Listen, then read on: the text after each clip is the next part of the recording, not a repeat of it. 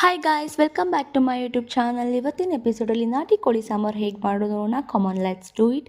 ನಾನಿಲ್ಲಿ 8ರಿಂದ 9 ಬೆಳ್ಳುಳ್ಳಿ ಪೇಸ್ಟ್ ಮಾಡಿಟ್ಟಿನಿ. ದೆನ್ ಅರ್ಧ ಒಣ ಕೊಬ್ಬರಿನ ನಾನು ಈ ಥರ ಹುರಿದಿರೋ ಒಣ ಕೊಬ್ಬರಿನ ಮಿಕ್ಸಿ ಜಾರ್ಗೆ ಹಾಕಿ ನೀಟಾಗಿ ಈ ಥರ ಪೇಸ್ಟ್ ಮಾಡಿ ನಾನು ಈ ಥರ ಇಟ್ಟಿಟ್ಟಿದ್ದೀನಿ.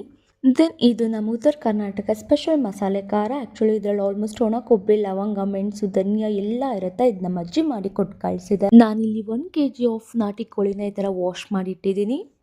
ಸೊ 1 ಕುಕ್ಕರ್ಗೆ 5 to 6 tablespoon of oil ಹಾಕಿ ನಾವು ಪೇಸ್ಟ್ ಮಾಡಿದಂಥ ಬೆಳ್ಳುಳ್ಳಿನ ಹಾಕಿ ನೀಟಾಗಿ ಫ್ರೈ ಮಾಡೋಣ. ಚೆನ್ನಾಗಿ ಬ್ರೌನಿಷ್ ಕಲರ್ ಆಗಬೇಕು. ದೆನ್ ನಾವು ವಾಶ್ ಮಾಡಿಟ್ಟಂಥ ಚಿಕನ್ನ ನಾವು ಈ ಥರ ಹಾಕಿ ನೀಟಾಗಿ ಮಿಕ್ಸ್ ಮಾಡೋಣ. ಸೊ ಒಂಥರ ಮಿಕ್ಸ್ ಮಾಡ್ತಾ ಇರಬೇಕು ಲೋ ಫ್ಲೇಮಲ್ಲಿ, ಅದು ವಾಟರ್ ಬಿಡುತ್ತೆ ಚಿಕನ್ನು. ದೆನ್ ನಾವು ಪೇಸ್ಟ್ ಮಾಡಿದಂಥ ಒಣ ಕೊಬ್ಬರಿ ಪೇಸ್ಟ್ನ ಈ ಥರ ಹಾಕಿ ನೀಟಾಗಿ ಮಿಕ್ಸ್ ಮಾಡೋಣ.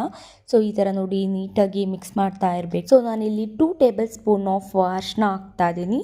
ದೆನ್ ನಾನು ತೋರಿಸಿದಂತಹ ಮಸಾಲೆ ಖಾರ ಒಂದು 4 to 5 ಟೇಬಲ್ ಸ್ಪೂನ್ ಆಫ್ ಮಸಾಲೆ ಖಾರ ಹಾಕ್ತಾ ಇದ್ದೀನಿ. ಸೊ ನಿಮಗೆ ಖಾರ ಬೇಕಂದರೆ ಒಂದು 6 ಟೇಬಲ್ ಸ್ಪೂನ್ ಹಾಕ್ಬೋದು. ನಾನಿಲ್ಲಿ ಸ್ವಲ್ಪ ಉಪ್ಪು ಹಾಕ್ತಾ ಇದ್ದೀನಿ, ರುಚಿಗೆ ತಕ್ಕಷ್ಟು ಉಪ್ಪು ಹಾಕ್ಕೊಳ್ಳಿ.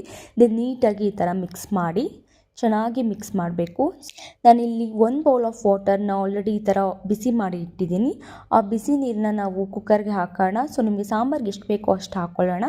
ದೆನ್ ಈ ಥರ ನೀಟಾಗಿ ಮಿಕ್ಸ್ ಮಾಡಿ ಕುಕ್ಕರ್ ಕ್ಲೋಸ್ ಮಾಡಿ 4ರಿಂದ 5 ವಿಸಿಲ್ ಆಗೋಗ್ತೀವಿ. ಸೊ ಚಿಕನ್ ಚೆನ್ನಾಗಿ ಬೇಯುತ್ತೆ. ದೆನ್ ಕುಕ್ಕರ್ನ ತೆಗೆದು ಈ ಥರ ನೋಡಿದ್ರೆ ಬಿಸಿ ಬಿಸಿಯಾದ ನಾಟಿ ಕೋಳಿ sambar is ready. Thanks for watching. Follow my YouTube channel Oota Thindi for more videos. Thank you guys.